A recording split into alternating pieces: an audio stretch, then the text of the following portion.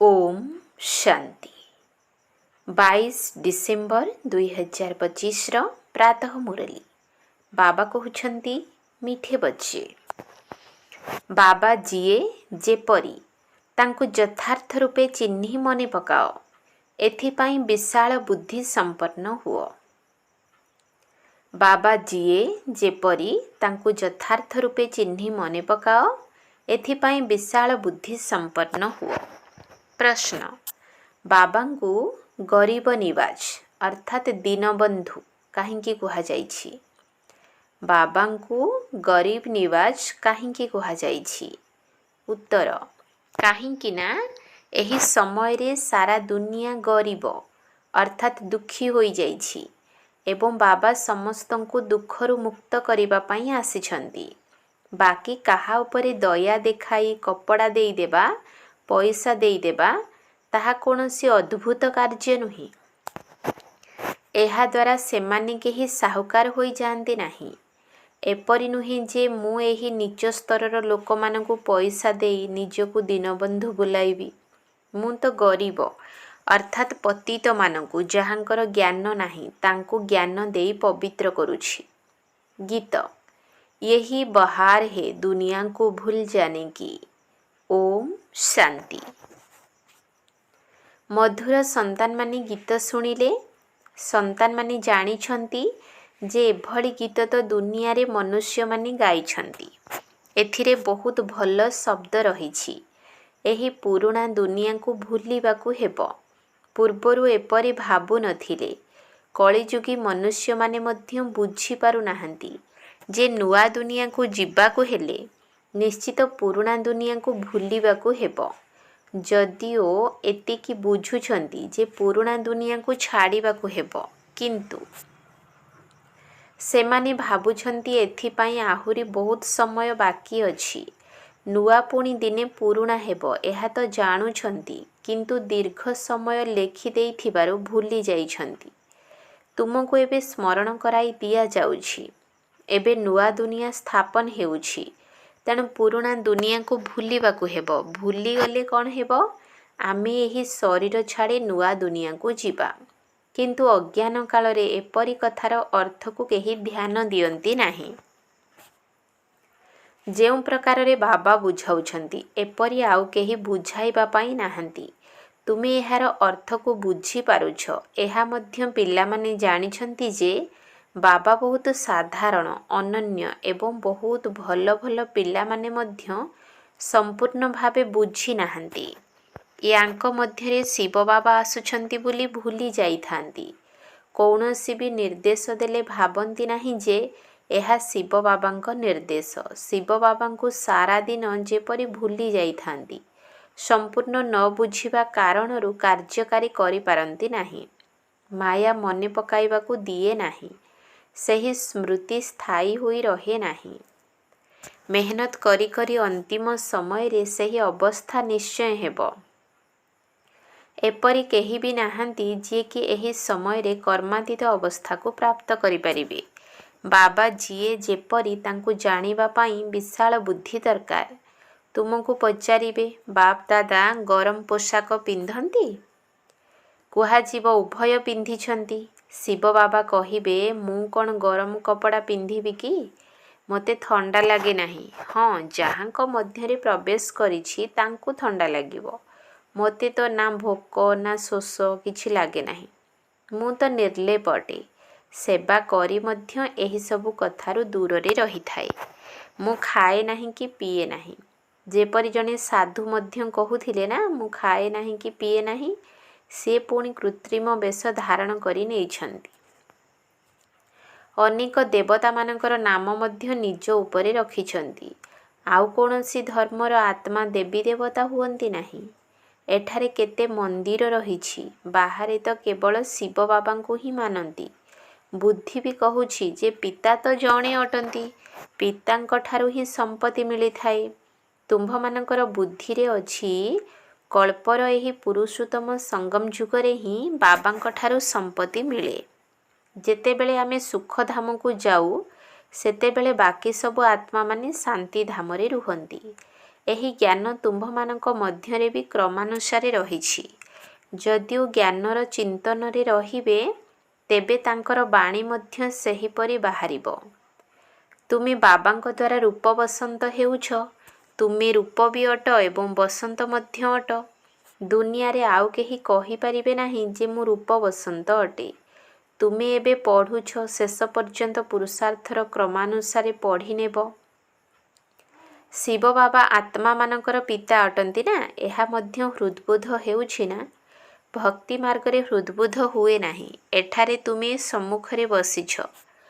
ତୁମେ ଜାଣୁଛ ଯେ ବାବା ପୁଣି ଏହି ସମୟରେ ହିଁ ଆସିବେ। ପୁଣି ଆଉ କୌଣସି ସମୟରେ ଆସିବାର ଆବଶ୍ୟକତା ପଡ଼େ ନାହିଁ। ସତ୍ୟଯୁଗରୁ ତ୍ରେତା ପର୍ଯ୍ୟନ୍ତ ଆସିବାର ନାହିଁ। ଦ୍ୱାପରରୁ କଳି ପର୍ଯ୍ୟନ୍ତ ବି ଆସିବାର ନାହିଁ। ସେ କଳ୍ପର ସଙ୍ଗମ ଯୁଗରେ ହିଁ ଆସନ୍ତି। ପିତା ମଧ୍ୟ ହେଉଛନ୍ତି ଗରିବ ନିବାଜ, ଅର୍ଥାତ୍ ସାରା ଦୁନିଆରେ ଯେଉଁମାନେ ଦୁଃଖୀ ଗରିବ ହୋଇଯାଇଛନ୍ତି ସେମାନଙ୍କର ପିତା ଅଟନ୍ତି। ବାବାଙ୍କ ହୃଦୟରେ କ'ଣ ଥିବ? ମୁଁ ହେଉଛି ଦୀନବନ୍ଧୁ। ସମସ୍ତଙ୍କର ଦୁଃଖ ଅଥବା ଦାରିଦ୍ର୍ୟ ଦୂର ହୋଇଯାଉ। ତାହା ତ ଜ୍ଞାନ ବ୍ୟତୀତ କମ୍ ହୋଇପାରିବ ନାହିଁ। ବାକି କପଡ଼ା ଆଦି ଦେଲେ କେହି ସାହୁକାର ତ ହୋଇଯିବେ ନାହିଁ। ପ୍ରାୟତଃ ଗରିବକୁ ଦେଖିଲେ ମନ ହେବ ଯେ ଏହାଙ୍କୁ କପଡ଼ା ଦେଇଦିଏ। କାହିଁକି ନା ମନେ ପଡ଼ିଯାଏ ମୁଁ ହେଉଛି ଗରିବ ନିବାଜ। ତା ସହିତ ଏହା ମଧ୍ୟ ଜାଣୁଛି ଯେ ମୁଁ ଦୀନବନ୍ଧୁ କେବଳ ଏହି ଭିଲ୍ମାନଙ୍କ ପାଇଁ ନୁହେଁ। ମୁଁ ସେହିମାନଙ୍କ ପାଇଁ ଦୀନବନ୍ଧୁ ଅଟେ ଯିଏକି ବିଲକୁଲ ପତିତ ଅଟନ୍ତି। ତାଙ୍କୁ ପବିତ୍ର କରୁଛି। ମୁଁ ହିଁ ପତିତ ପାବନ। ତେଣୁ ବିଚାର ଚାଲୁଛି ମୁଁ ଦୀନବନ୍ଧୁ ଅଟେ, କିନ୍ତୁ ପଇସା ଆଦି କିପରି ଦେବି? ଦୁନିଆରେ ପଇସା ଦେବା ପାଇଁ ତ ବହୁତ ଅଛନ୍ତି। ବହୁତ ଫଣ୍ଡସ୍ ବାହାର କରୁଛନ୍ତି, ଯାହାକୁ ପୁଣି ଅନାଥ ଆଶ୍ରମକୁ ପଠାଇ ଦେଉଛନ୍ତି। ଜାଣିଥାନ୍ତି ସେଠାରେ ଅନାଥମାନେ ରୁହନ୍ତି, ଅର୍ଥାତ୍ ଯାହାଙ୍କର ନାଥ ନାହାନ୍ତି। ଅନାଥ ଅର୍ଥାତ୍ ଗରିବ। ତୁମର ମଧ୍ୟ ନାଥ ନଥିଲେ, ଅର୍ଥାତ୍ ପିତା ନଥିଲେ। ତୁମେ ଗରିବ ଥିଲ, ଜ୍ଞାନ ନଥିଲା। ଯିଏ ରୂପ ବସନ୍ତ ନୁହନ୍ତି ସିଏ ଗରିବ ଅନାଥ ଅଟନ୍ତି। ଯିଏ ରୂପ ବସନ୍ତ ତାଙ୍କୁ ସନାଥ କୁହାଯିବ। ସନାଥ ସାହୁକାରଙ୍କୁ ଅନାଥ ଗରିବଙ୍କୁ କୁହାଯାଏ। ତୁମର ବୁଦ୍ଧିରେ ମଧ୍ୟ ଅଛି ଯେ ଏମାନେ ସମସ୍ତେ ଗରିବ, ତାଙ୍କୁ କିଛି ଦେଇଦେବି। ବାବା ତ ଦୀନବନ୍ଧୁ, ତେଣୁ କହିବେ ଏପରି ଜିନିଷ ଦେବି ଯାହାଦ୍ୱାରା ସେମାନେ ସଦାକାଳ ପାଇଁ ସାହୁକାର ହୋଇଯିବେ। ବାକି ଏହି କପଡ଼ା ଆଦି ଦେବା ତ ସାଧାରଣ କଥା। ସେଥିରେ ମୁଁ କାହିଁକି ପଶିବି? ମୁଁ ତ ତାଙ୍କୁ ଅନାଥରୁ ସନାଥ କରିଦେବି। ଭଲେ କେତେ ବି କେହି ପଦମପତି ହୋଇଥାନ୍ତୁ ନା କାହିଁକି, କିନ୍ତୁ ତାହା ସବୁ ବି ଅଳ୍ପକାଳ ପାଇଁ। ଏହା ହେଉଛି ହିଁ ଅନାଥମାନଙ୍କର ଦୁନିଆ। ଯଦି ବି ପଇସାବାଲା ଅଛନ୍ତି ତାହା ମଧ୍ୟ ଅଳ୍ପକାଳ ପାଇଁ। ସେଠାରେ ତ ସର୍ବଦା ସନାଥ ଥାନ୍ତି। ସେଠାରେ ଏପରି କେହି ଦୁଃଖୀ ନଥାନ୍ତି। ଏଠାରେ କେତେ ଗରିବ ଅଛନ୍ତି ଯାହାଙ୍କର ଧନ ଅଛି। ତାଙ୍କର କେତେ ନିଶା ଚଢ଼ି ରହିଥାଏ ଯେ ଆମେ ସ୍ୱର୍ଗରେ ଅଛୁ, କିନ୍ତୁ ତାହା ତ ନୁହେଁ। ଏକଥା ତୁମେ ଜାଣୁଛ। ବର୍ତ୍ତମାନ ସମୟରେ କୌଣସି ମନୁଷ୍ୟ ସନାଥ ନୁହନ୍ତି, ସମସ୍ତେ ଅନାଥ। ଏଇ ପଇସା ଆଦି ତ ସବୁ ମାଟିରେ ମିଶିଯିବ। ମନୁଷ୍ୟ ଭାବୁଛନ୍ତି ଯେ ଆମ ପାଖରେ ଏତେ ଧନ ଅଛି ଯାହାକି ପୁତ୍ର, ନାତି, ଅଣନାତି ଖାଉଥିବେ। ପରମ୍ପରା ଚାଲିଥିବ, କିନ୍ତୁ ଏପରି ଚାଲିବାର ନାହିଁ। ଏହା ତ ସବୁ ବିନାଶ ହୋଇଯିବ। ସେଥିପାଇଁ ତୁମର ଏଇ ସାରା ଦୁନିଆ ପ୍ରତି ବୈରାଗ୍ୟ ଆସୁଛି। ତୁମେ ଜାଣିଛ ନୂଆ ଦୁନିଆକୁ ସ୍ୱର୍ଗ, ପୁରୁଣା ଦୁନିଆକୁ ନର୍କ କୁହାଯାଏ। ଆମକୁ ବାବା ନୂଆ ଦୁନିଆ ପାଇଁ ସାହୁକାର କରୁଛନ୍ତି। ଏଇ ପୁରୁଣା ଦୁନିଆ ତ ବିନାଶ ହୋଇଯିବ। ବାବା କେତେ ସାହୁକାର କରୁଛନ୍ତି। ଏଇ ଲକ୍ଷ୍ମୀ ନାରାୟଣ ସାହୁକାର କିପରି ହେଲେ? କ'ଣ କୌଣସି ସାହୁକାରଙ୍କ ଠାରୁ ଗଦି ମିଳିଗଲା ନା କାହା ସହିତ ଲଢ଼େଇ କଲେ? ଯେପରି ଅନ୍ୟମାନେ ରାଜ୍ୟ ସିଂହାସନ ପାଆନ୍ତି, କ'ଣ ଏହିପରି ରାଜ୍ୟ ସିଂହାସନ ପାଇଲେ? ନା କର୍ମ ଅନୁସାରେ ଏପରି ଧନ ମିଳିଲା? ବାବାଙ୍କର କର୍ମ ଶିଖାଇବା ତ ହେଉଛି ସମ୍ପୂର୍ଣ୍ଣ ଅଲଗା। କର୍ମ, ଅକର୍ମ, ବିକର୍ମ ଅକ୍ଷର ମଧ୍ୟ ସ୍ପଷ୍ଟ ଭାବରେ ରହିଛି ନା? ଶାସ୍ତ୍ରରେ କିଛି ଅକ୍ଷର ଅଛି ଯାହାକି ଅଟାରେ ଲୁଣ ପରିମାଣରେ ରହିଯାଇଛି। କାହିଁ ଏତେ କୋଟି ମନୁଷ୍ୟ, ବାକି 9 ଲକ୍ଷ ରହୁଛନ୍ତି। 1/4 ମଧ୍ୟ ହେଉନାହିଁ। ତେଣୁ ଏହାକୁ ଅଟାରେ ଲୁଣ ସଦୃଶ କୁହାଯାଉଛି। ସାରା ଦୁନିଆ ବିନାଶ ହୋଇଯାଉଛି। ବହୁତ ଅଳ୍ପ ସଙ୍ଗମ ଯୁଗରେ ରହୁଛନ୍ତି। କେତେକ ପୂର୍ବରୁ ଶରୀର ଛାଡ଼ି ଚାଲି ଯାଉଛନ୍ତି। ସେମାନେ ପୁଣି ଦେବୀ ଦେବତାମାନଙ୍କୁ ସ୍ୱାଗତ କରିବେ। ଯେପରି ମୁଗଲି ଝିଅ ଥିଲା, ବହୁତ ଭଲ ଥିଲା, ତେଣୁ ନିଶ୍ଚୟ ବହୁତ ଭଲ ଘରେ ଜନ୍ମ ନେଇଥିବ। କ୍ରମାନୁଯାୟୀ ସୁଖରେ ହିଁ ଜନ୍ମ ନେଇଥିବ। ସୁଖ ତ ସେମାନଙ୍କୁ ଭୋଗ କରିବାର ଅଛି, କିଛି ଦୁଃଖ ମଧ୍ୟ ଦେଖିବେ। କର୍ମାତୀତ ଅବସ୍ଥା ତ କାହାର ହୋଇନାହିଁ। ବଡ଼ ସୁଖୀ ଘରେ ଯାଇ ଜନ୍ମ ନେବେ। ଏପରି ଭାବ ନାହିଁ ଯେ ଏଠାରେ କୌଣସି ସୁଖୀ ଘର ନାହିଁ। ଏପରି ବହୁତ ଭଲ ପରିବାର ଅଛନ୍ତି, ସେ କଥା ନ କହିଲେ ଭଲ। ବାବା ଦେଖିଛନ୍ତି, ଗୋଟିଏ ଗୋଟିଏ ଘରେ ବୋହୂମାନେ ଏପରି ଶାନ୍ତିରେ ମିଳିମିଶି ରୁହନ୍ତି ଯେ ବାସ୍ ସମସ୍ତେ ସାଥିରେ ଭକ୍ତି କରିଥାନ୍ତି, ଗୀତା ପଢ଼ିଥାନ୍ତି। ବାବା ପଚାରିଲେ, ଏତେ ସବୁ ଏକାଠି ରହୁଛ, ଝଗଡ଼ା ଆଦି ହେଉନାହିଁ? କହିଲେ, ଆମ ପାଖରେ ତ ସ୍ୱର୍ଗ ଅଛି, ଆମେ ସମସ୍ତେ ଏକାଠି ରହୁଛୁ।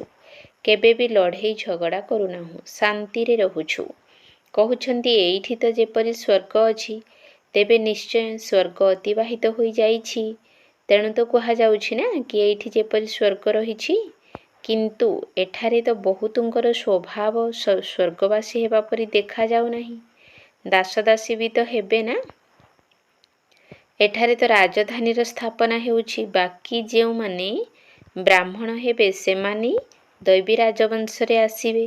କିନ୍ତୁ କ୍ରମାନୁସାରେ ଅଛନ୍ତି। କେହି କେହି ତ ବହୁତ ମିଠା ସ୍ୱଭାବର ଅଛନ୍ତି। ସମସ୍ତଙ୍କୁ ସ୍ନେହ କରନ୍ତି, କେବେ ବି କାହା ଉପରେ ରାଗନ୍ତି ନାହିଁ। ରାଗିବା ଦ୍ୱାରା ଦୁଃଖ ହୋଇଥାଏ। ଯିଏ ମନ ବଚନ କର୍ମରେ କାହାକୁ ଦୁଃଖ ଦେଇ ଚାଲିଥାନ୍ତି ତାଙ୍କୁ ଦୁଃଖୀ ଆତ୍ମା କୁହାଯାଏ। ଯେପରି ପୁଣ୍ୟ ଆତ୍ମା, ପାପ ଆତ୍ମା କୁହାଯାଏ ନା। ଶରୀରର ନାମ କ'ଣ ନିଅନ୍ତି କି? ବାସ୍ତବରେ ଆତ୍ମା ହିଁ ହୋଇଥାଏ। ସବୁ ପାପ ଆତ୍ମାମାନେ ମଧ୍ୟ ଏକାଭଳି ନୁହନ୍ତି। ପୁଣ୍ୟ ଆତ୍ମା ମଧ୍ୟ ସମସ୍ତେ ଏକାଭଳି ନୁହନ୍ତି। ପୁରୁଷାର୍ଥର କ୍ରମ ଅନୁସାରେ ହୋଇଥାନ୍ତି। ଛାତ୍ର ନିଜେ ଜାଣୁଥିବେ ନା ମୋର ଚରିତ୍ର ଏବଂ ଅବସ୍ଥା କିପରି ଅଛି, ମୋର ଚଳଣି କିପରି। ସମସ୍ତଙ୍କୁ ମଧୁର କଥା କହୁଛି।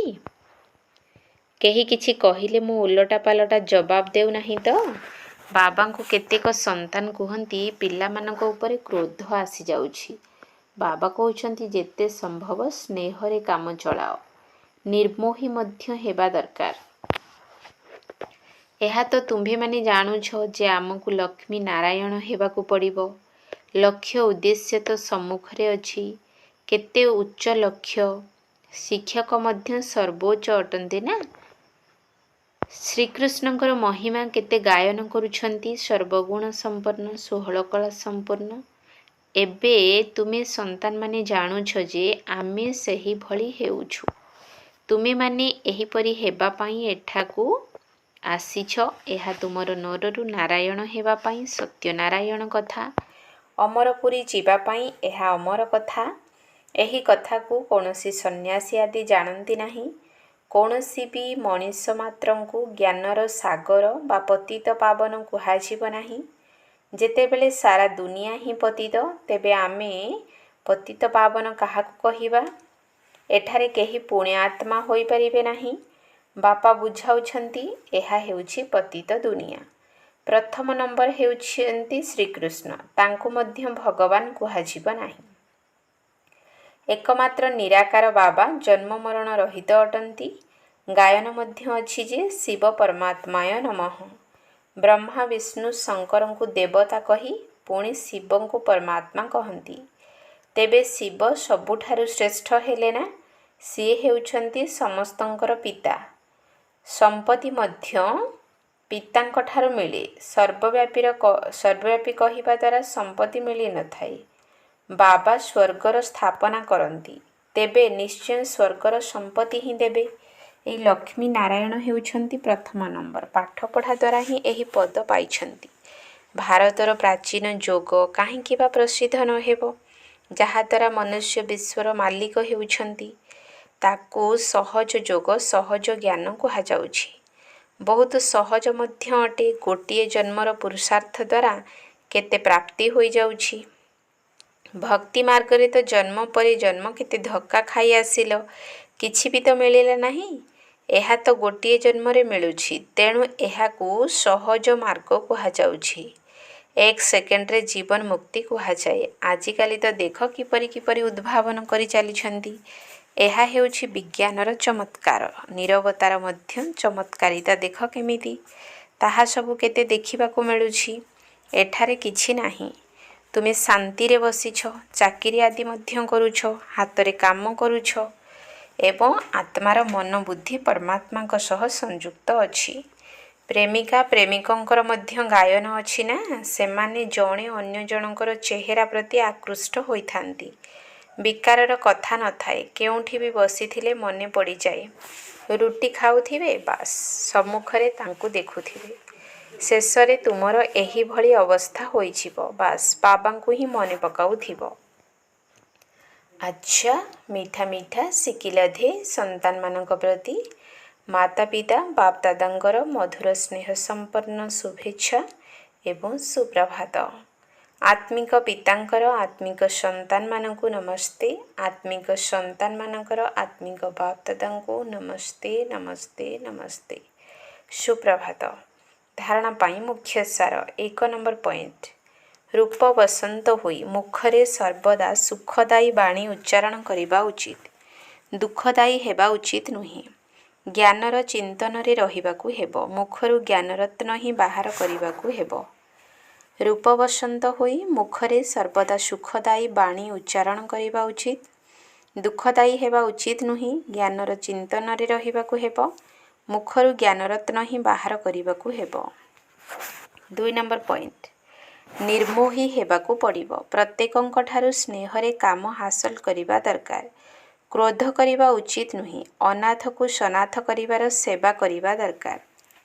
ନିର୍ମୋହୀ ହେବାକୁ ପଡ଼ିବ। ପ୍ରତ୍ୟେକଙ୍କଠାରୁ ସ୍ନେହରେ କାମ ହାସଲ କରିବା ଦରକାର। କ୍ରୋଧ କରିବା ଉଚିତ ନୁହେଁ। ଅନାଥକୁ ସନାଥ କରିବାର ସେବା କରିବା ଦରକାର। ବରଦାନ। ନିଜର ଫରିସ୍ତା ସ୍ୱରୂପ ଦ୍ୱାରା ଗତି ସଦ୍ଗତିର ପ୍ରସାଦ ବାଣ୍ଟୁଥିବା ମାଷ୍ଟର ଗତି ସଦ୍ଗତି ଦାତା ଭବ। ନିଜର ଫରିସ୍ତା ସ୍ୱରୂପ ଦ୍ୱାରା ଗତି ସଦ୍ଗତିର ପ୍ରସାଦ ବାଣ୍ଟୁଥିବା ମାଷ୍ଟର ଗତି ସଦ୍ଗତି ଦାତା ଭବ।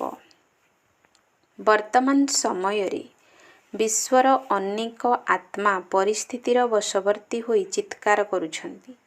କେହି ତ ଦରଦାମ ବୃଦ୍ଧି କାରଣରୁ ଚିତ୍କାର କରୁଛନ୍ତି, କେହି ଭୋକରେ, କେହି ଶାରୀରିକ ରୋଗରେ, କେହି ପୁଣି ମାନସିକ ଅଶାନ୍ତି କାରଣରୁ ଚିତ୍କାର କରୁଛନ୍ତି। ତେଣୁ ସମସ୍ତଙ୍କର ଦୃଷ୍ଟି ଶାନ୍ତିର ସ୍ତମ୍ଭ ଆଡ଼କୁ ଯାଉଛି। ସମସ୍ତେ ଦେଖୁଛନ୍ତି ହାହାକାର ପରେ ଜୟ ଜୟକାର କେବେ ହେବ। ତେଣୁ ଏବେ ନିଜର ସାକାରୀ ଫରିସ୍ତା ରୂପ ଦ୍ୱାରା ବିଶ୍ୱର ଦୁଃଖ ଦୂର କର। ମାଷ୍ଟର ଗତି ସଦ୍ଗତି ଦାତା ହୋଇ ଭକ୍ତମାନଙ୍କୁ ଗତି ଏବଂ ସଦ୍ଗତିର ପ୍ରସାଦ ବାଣ୍ଟ। ସ୍ଲୋଗାନ। ମନକୁ ଏତେ ଶକ୍ତିଶାଳୀ କରିଦିଅ ଯାହାକି କୌଣସି ବି ପରିସ୍ଥିତି ମନକୁ ହଲଚଲ କରି ନ ପାରୁ। ମନକୁ ଏତେ ଶକ୍ତିଶାଳୀ କରିଦିଅ ଯାହାକି କୌଣସି ବି ପରିସ୍ଥିତି ମନକୁ ହଲଚଲ କରି ନ ପାରୁ। ଅବ୍ୟକ୍ତ ଇଶାରା। ଏବେ ସମ୍ପନ୍ନ ବା କର୍ମାତୀତ ହେବାର ତୀବ୍ର ଇଚ୍ଛା ପ୍ରକଟ କର। ଏବେ ଆଉ ସେବାର କର୍ମବନ୍ଧନରେ ମଧ୍ୟ ଆସ ନାହିଁ। ମୋର ସ୍ଥାନ, ମୋର ସେବା, ମୋର ବିଦ୍ୟାର୍ଥୀ, ମୋର ସହଯୋଗୀ ଆତ୍ମା, ଏହା ମଧ୍ୟ ସେବାର କର୍ମବନ୍ଧନ ଅଟେ। ଏହାଠାରୁ ମଧ୍ୟ ମୁକ୍ତ କର୍ମାତୀତ ହୁଅ। ତେଣୁ କର୍ମାତୀତ ହେବାକୁ ପଡ଼ିବ ଏବଂ ଅନ୍ୟମାନଙ୍କୁ ଏହି ଅନୁଭୂତି କରାଇବାକୁ ପଡ଼ିବ ଯେ ଏମାନେ ସେହି ଅଟନ୍ତି ଯାହାଙ୍କୁ ଆମେ ଖୋଜୁଥିଲୁ ଏବଂ ଏହିମାନେ ହିଁ ସବୁକିଛି ଅଟନ୍ତି। ଏହାଦ୍ୱାରା ସେମାନଙ୍କୁ ଲକ୍ଷ୍ୟସ୍ଥଳରେ ପାଖକୁ ଆଣିବାକୁ ହେବ। ଓମ୍ ଶାନ୍ତି।